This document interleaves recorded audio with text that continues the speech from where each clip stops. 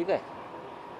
Sir, एक मुलाखतीवर प्रश्न आहे. खरं तर मोदी म्हणतात की बाळासाहेबांचं माझ्यावरती खूप मोठं कर्ज आहे, ते मी कधीच ऋण फेडू शकत नाही, त्यामुळे मी शिवसेनेचा मुख्यमंत्री जो आहे, सामान्य शिवसैनिक, तो मी मुख्यमंत्री. कर्ज की कर्ज रोखे काय म्हटले ते?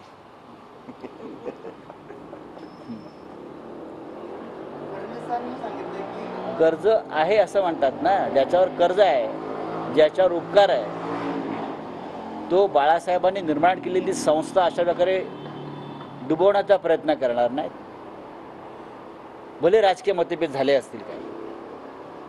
मोदी खोटं बोलतायत हे जे तुम्हाला कळत नसेल पत्रकारांना, तर काही नवीन गोष्टी शिकाव्या लागतील आपल्याला.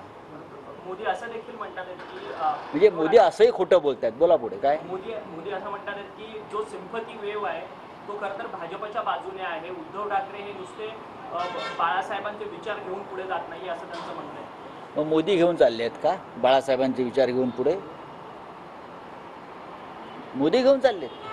मोदी हे बाळासाहेबांच्या विचाराचे वाहक कधीपासून झाले? ज्या मोदींना बाळासाहेब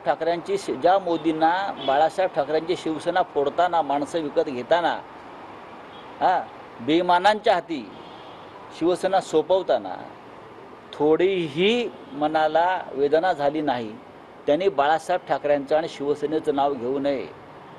असं केल्यानं त्यांना महाराष्ट्रामध्ये कोणतीही सिंपथी त्यांच्या भाषेत मिळणार नाही.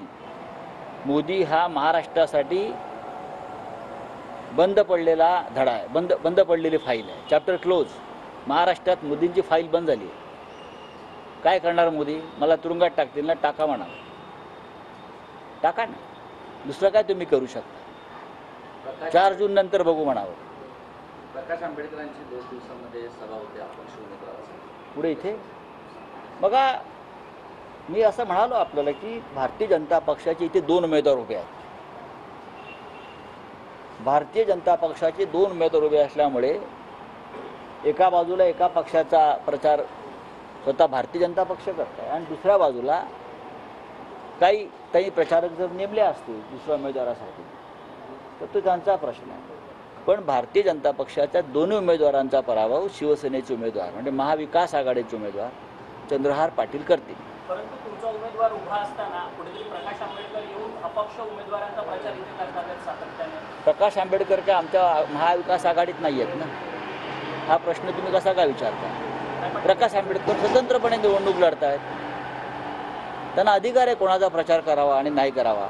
जसं ते नागपूरमध्ये त्यांनी काँग्रेसच्या उमेदवाराला पाठिंबा दिला, आपल्याला माहीत असेल.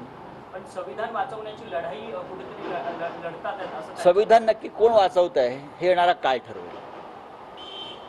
आणि कोण संविधानाच्या पाठीत खंजीर खुपसणाऱ्यांच्या पाठीशी अप्रत्यक्षपणे उभे राहिले हे सुद्धा डॉक्टर बाबासाहेब आंबेडकरांचा आत्मा पाहतो आहे.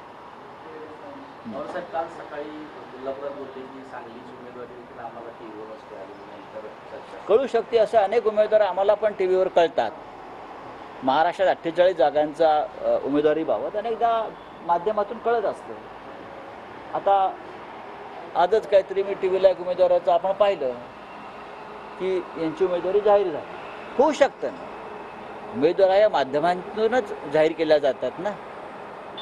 तुम्ही याच्याकडे पवारांची नाराजीकडे अजिबात नाही. शरद पवार नाराज अजिबात नाही आहे. किंबहुना माननीय शरद पवार आणि उद्धव